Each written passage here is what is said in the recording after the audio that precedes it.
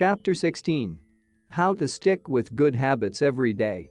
In 1993, a bank in Abbotsford, Canada, hired a 23-year-old stockbroker named Trent Dersmid. Abbotsford was a relatively small suburb, tucked away in the shadow of nearby Vancouver, where most of the big business deals were being made. Given the location and the fact that Dersmid was a rookie, nobody expected too much of him. But he made brisk progress thanks to a simple daily habit. Dersmid began each morning with 2 jars on his desk. One was filled with 120 paper clips. The other was empty. As soon as he settled in each day, he would make a sales call. Immediately after, he would move 1 paper clip from the full jar to the empty jar, and the process would begin again. Every morning I would start with 120 paper clips in 1 jar, and I would keep dialing the phone until I had moved them all to the second jar, he told me. Within 18 months, Dersmid was bringing in $5 million to the firm. By age 24, he was making $75,000 per year, the equivalent of $125,000 today.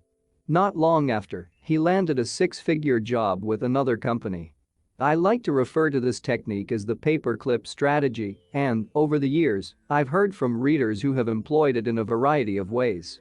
One woman shifted a hairpin from one container to another whenever she wrote a page of her book. Another man moved a marble from one bin to the next after each set of push-ups. Making progress is satisfying, and visual measures like moving paper clips or hairpins or marbles provide clear evidence of your progress. As a result, they reinforce your behavior and add a little bit of immediate satisfaction to any activity.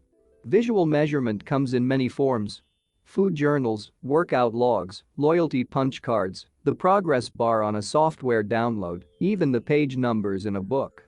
But perhaps the best way to measure your progress is with a habit tracker. How to keep your habits on track. A habit tracker is a simple way to measure whether you did a habit. The most basic format is to get a calendar and cross off each day you stick with your routine. For example, if you meditate on Monday, Wednesday, and Friday, each of those dates gets an X. As time rolls by, the calendar becomes a record of your habit streak. Countless people have tracked their habits, but perhaps the most famous was Benjamin Franklin. Beginning at age 20, Franklin carried a small booklet everywhere he went and used it to track 13 personal virtues. This list included goals like lose no time, be always employed in something useful, and avoid trifling conversation. At the end of each day, Franklin would open his booklet and record his progress. Jerry Seinfeld reportedly uses a habit tracker to stick with his streak of writing jokes. In the documentary Comedian, he explains that his goal is simply to never break the chain of writing jokes every day. In other words, he is not focused on how good or bad a particular joke is or how inspired he feels. He is simply focused on showing up and adding to his streak. Don't break the chain is a powerful mantra. Don't break the chain of sales calls, and you'll build a successful book of business. Don't break the chain of workouts and you'll get fit faster than you'd expect. Don't break the chain of creating every day, and you will end up with an impressive portfolio. Habit tracking is powerful because it leverages multiple laws of behavior change. It simultaneously makes a behavior obvious, attractive, and satisfying. Let's break down each one. Benefit 1. Habit tracking is obvious. Recording your last action creates a trigger that can initiate your next one.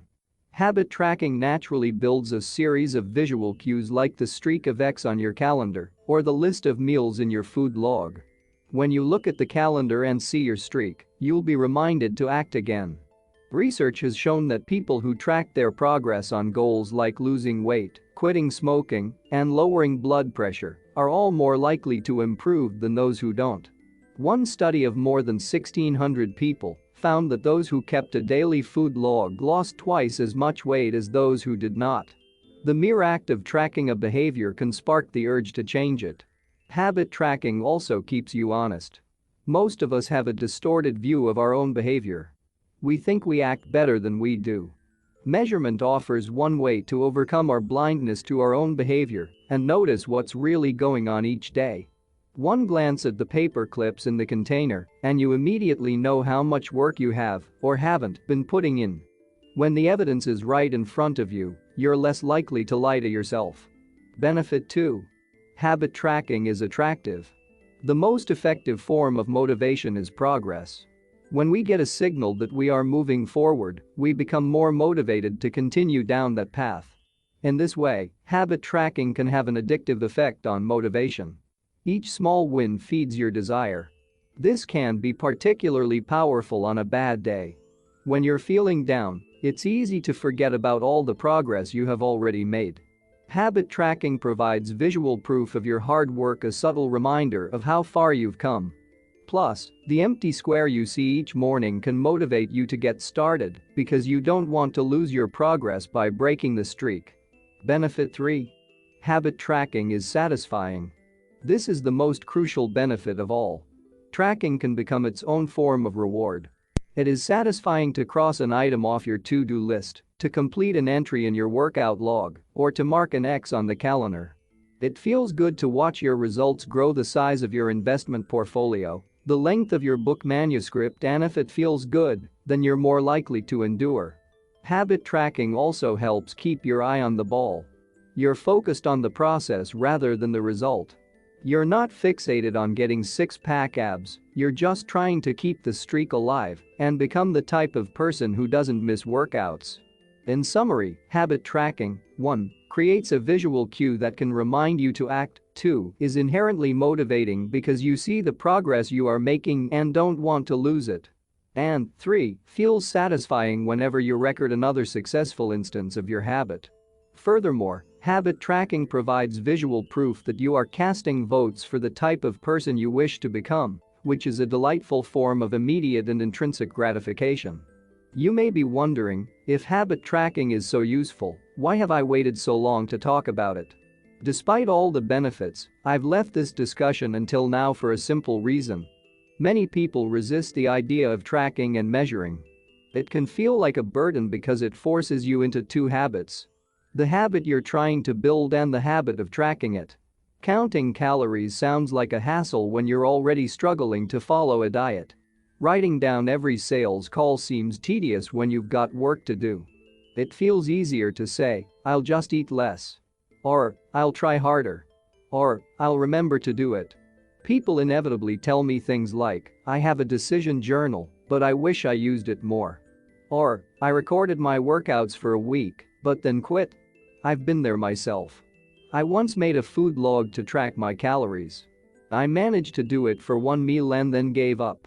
Tracking isn't for everyone, and there is no need to measure your entire life. But nearly anyone can benefit from it in some form, even if it's only temporary. What can we do to make tracking easier? First, whenever your Fitbit registers how many steps you take and how long you sleep. Your calendar records how many new places you travel to each year. Once you know where to get the data, add a note to your calendar to review it each week or each month, which is more practical than tracking it every day. Second, manual tracking should be limited to your most important habits. It is better to consistently track one habit than to sporadically track 10. Finally, record each measurement immediately after the habit occurs.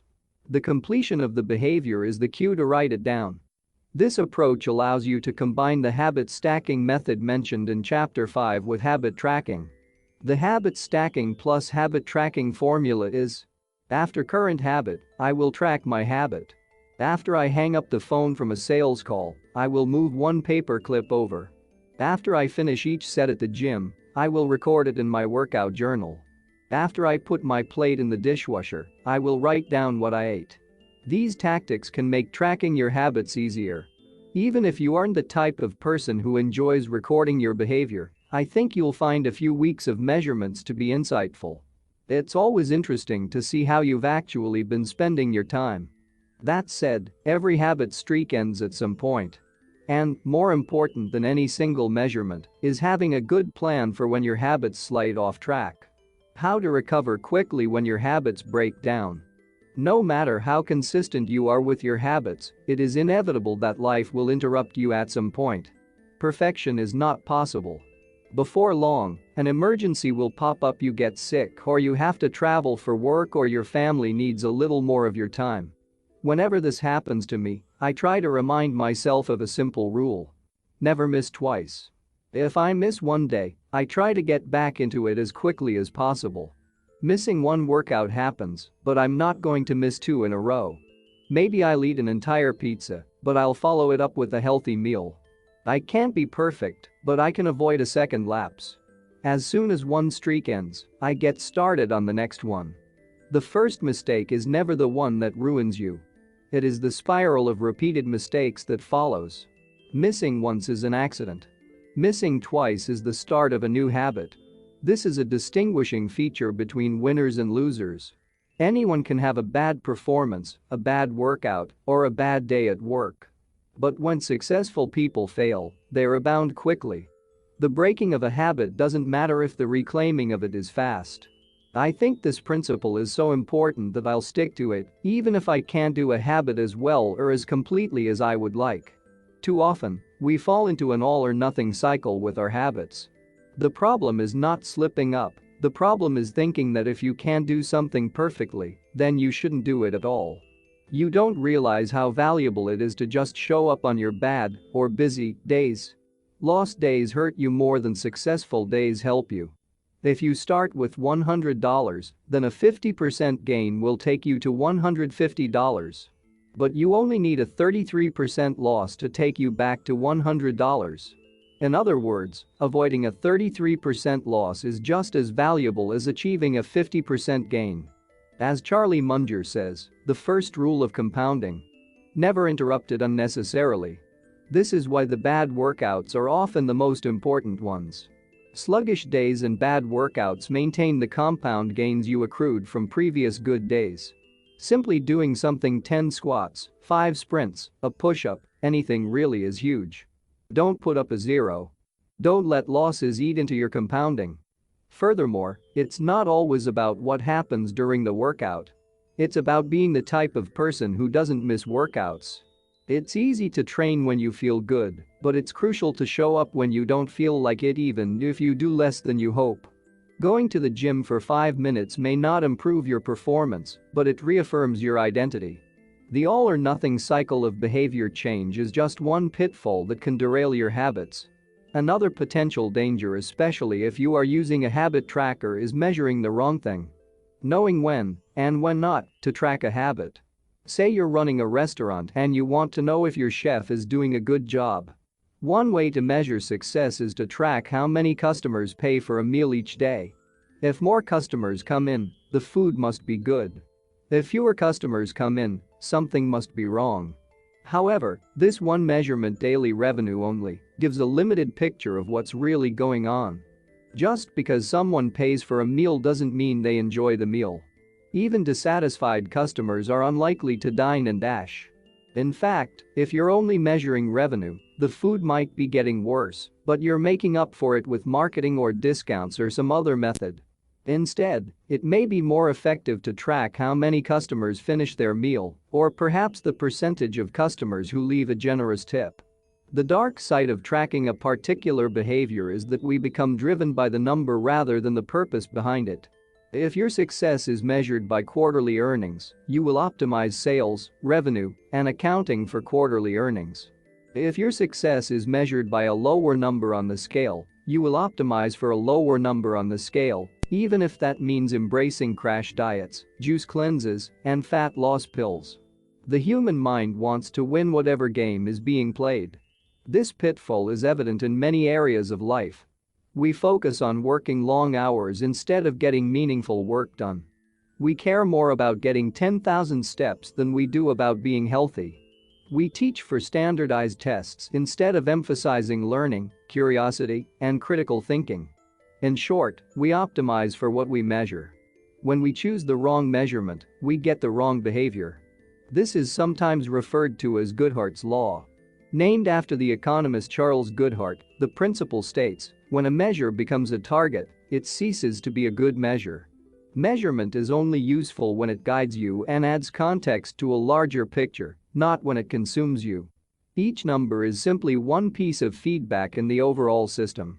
In our data-driven world, we tend to overvalue numbers and undervalue anything ephemeral, soft, and difficult to quantify.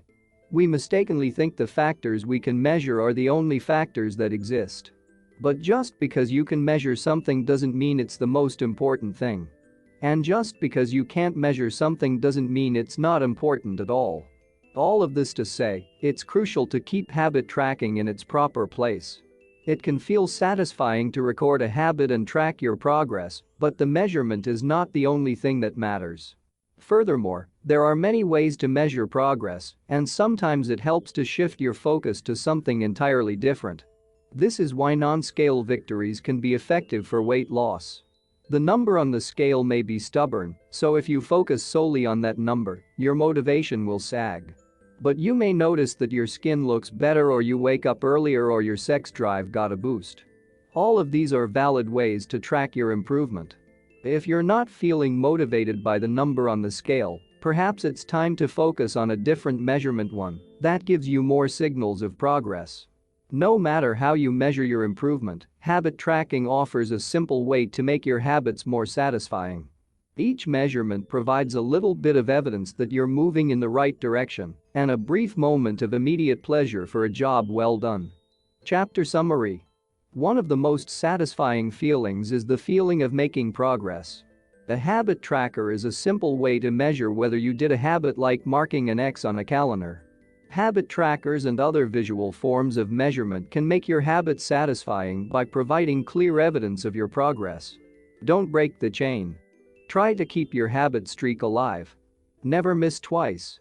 If you miss one day, try to get back on track as quickly as possible. Just because you can measure something doesn't mean it's the most important thing.